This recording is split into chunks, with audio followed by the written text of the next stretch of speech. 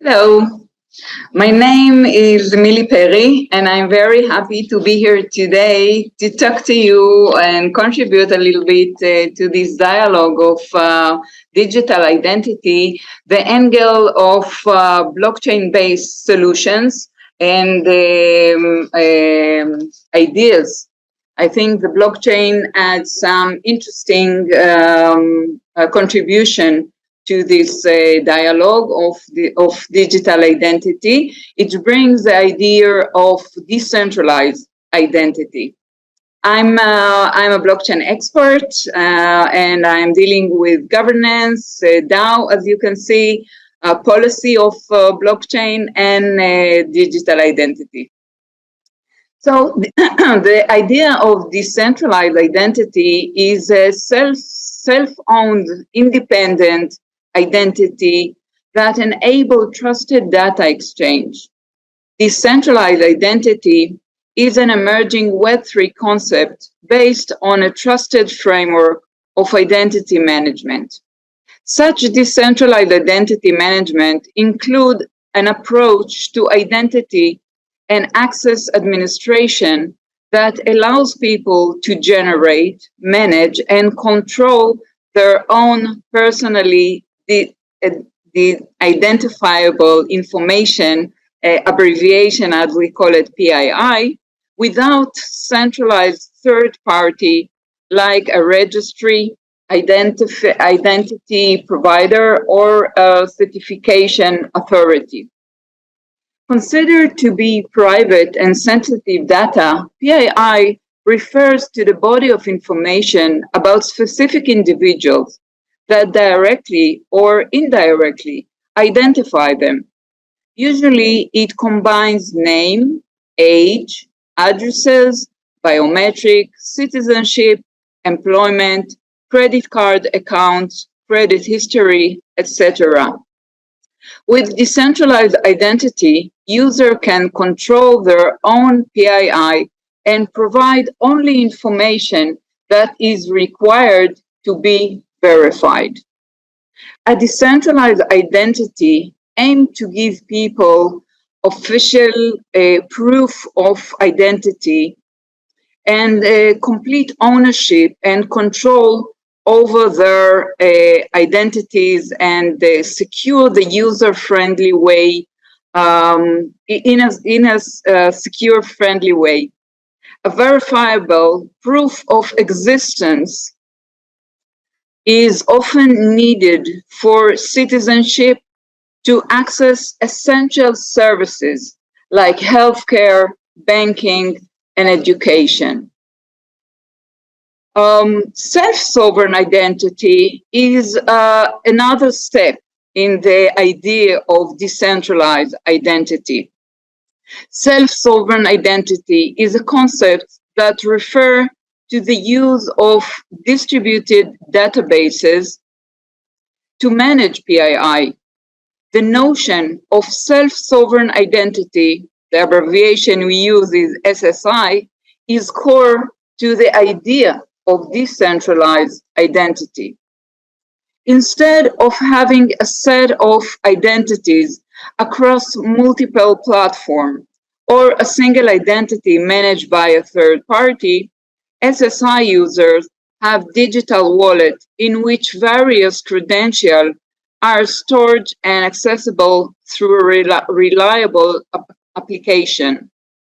Experts distributed or distinguish three main components known as the three pillars of SSI: blockchain, verifiable credential, the abbreviation is VC, and decentralized identifier, DID, as we all know them. Blockchain is a decentralized digital database, a ledger of transactions duplicated and distributed among network of computers that record information in a way that makes it difficult or impossible to change, hack, or cheat. The basis of decentralized identity management is the use, The VC that we use here at the self-sovereign identity referred to as a tamper-proof, cryptographically secure and verifiable credential that implement SSI and protect user data. They can represent information found in paper credential, such as passport or license and digital credential with no physical equivalent, such as ownership of a bank account. Last but not least, SSI includes DID, a new type of identifier that enable user to have cryptographically verifiable decentralized digital identity.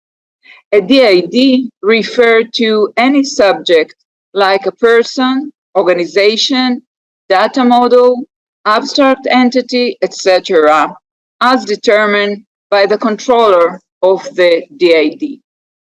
The basis of the decentralized identity management is the use of decentralized encrypted blockchain-based wallet.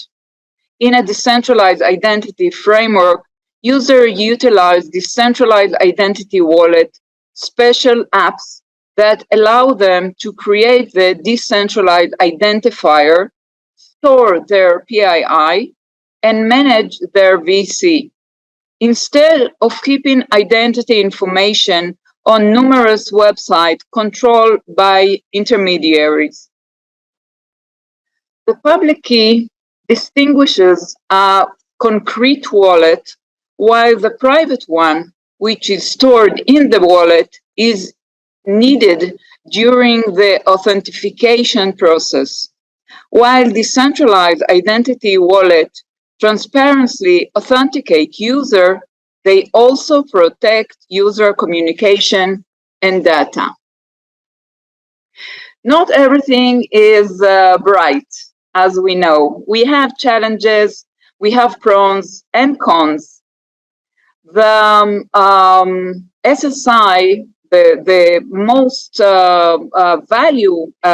most valuable issue that I can see in the self-sovereign identity is that the self-sovereign identity provide user their sovereignty. Because users have complete control and ownership over their identities and credentials, they can decide which information they want to reveal and when, and can provide and can prove their claims without depending on third parties.